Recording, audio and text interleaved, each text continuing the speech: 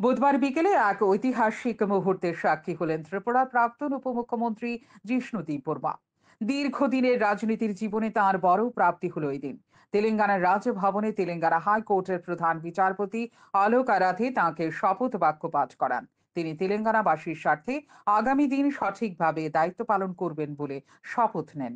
তারপর তেলেঙ্গানার মুখ্যমন্ত্রী অনুমুলা রেমন্ত রেড্ডি রাজ্যপাল জিষ্ণু দেববর্মার হাতে পুষ্পস্তবক তুলে দিয়ে অভিনন্দন জানান। তারপর তিনি সেই রাজ্যের মন্ত্রিসভার সদস্যদের সাথে পরিচিত হন। তারপর তাদের সাথে ছবি তুলে ভোজনে অংশ নেন।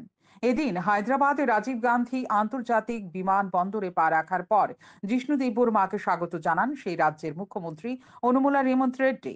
সেখানে গার্ড অফ অনার দেওয়া হয় রাজ্যপাল জিষ্ণু দেববর্মাকে। উপস্থিত ছিলেন সেই রাজ্যের প্রশাসনিক আধিকারিকেরা। তাদের সাথেও কথা বলেন জিষ্ণু দেববর্মা।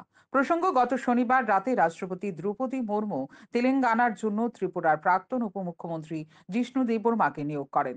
প্রথম ত্রিপুরা থেকে রাজ্যপালের জন্য নিযুক্তি পাওয়া রাজ্যবাসীর জন্য গর্বের। পরবর্তী সময় রাজ্যের জাতি জনজাতিরা খবরের কাগজে এবং সংবাদ মাধ্যমের চ্যানেলে জিষ্ণু কর্তা রাজ্যপাল হিসেবে নিযুক্তি পাওয়ার খবর পেয়ে আনন্দে আত্মহারা হয়ে ওঠেন। জিষ্ণু দেববর্মা ত্রিপুরার রাজ পরিবারের একজন সদস্য। ১৯৫৭ সালে ১৫ই আগস্ট রমেন্দ্র কিশোর দেববর্মন এবং কোমল প্রভা দেবীর কনিষ্ঠ সন্তান হন জিষ্ণু দেববর্মা। পড়াশোনার পাশাপাশি ছাত্র জীবন থেকেই মেধাবী জিষ্ণু দেববর্মা রাজনীতির সাথে জড়িয়ে পড়েন। ১৯৯৬, ১৯৯৮ এবং ১৯৯৯ সালে তিনি পূর্ব ত্রিপুরা লোকসভা আসন থেকে বিজেপির প্রার্থী হয়ে প্রতিদ্বন্দ্বিতা করেন। পরবর্তী সময় জয় না পেলেও তিনি দলের সাধারণ সম্পাদক সহ বিভিন্ন পদে দায়িত্ব পালন করেছেন। তারপর ২০১৮ সালের বিধানসভা নির্বাচনে তিনি চরিলাম বিধানসভা কেন্দ্র থেকে বিজেপির প্রার্থী হয়ে লড়াই করেছিলেন। আশানুরূপ ফল করে ত্রিপুরার উপমুখ্যমন্ত্রী হন। পাশাপাশি রাজ্যের গুরুত্বপূর্ণ অর্থ দফতর, বিজ্ঞান ও প্রযুক্তি দফতর, পঞ্চায়েত দফতর এবং বিদ্যুৎ নিগমের দায়িত্ব পালন করেছেন। দীর্ঘ ৫ বছর ত্রিপুরা উপমুখ্যমন্ত্রী সহ গুরুত্বপূর্ণ দফতরগুলির দায়িত্ব পালন করেছেন। কিন্তু ২০২৩ বিধানসভা নির্বাচনে তিনি পরাজিত হয়েছেন।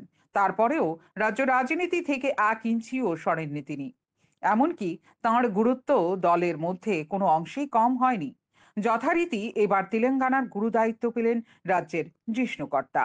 তবে রাষ্ট্রপতি ত্রিপুরা থেকে একজন বিশিষ্ট ব্যক্তিকে রাজ্যপাল হিসেবে বেছে নেওয়ায় ত্রিপুরাবাসী গর্বিত। প্রথম এই রাজ্যে কেউ রাজ্যপাল হওয়ার সুযোগ পেয়েছেন।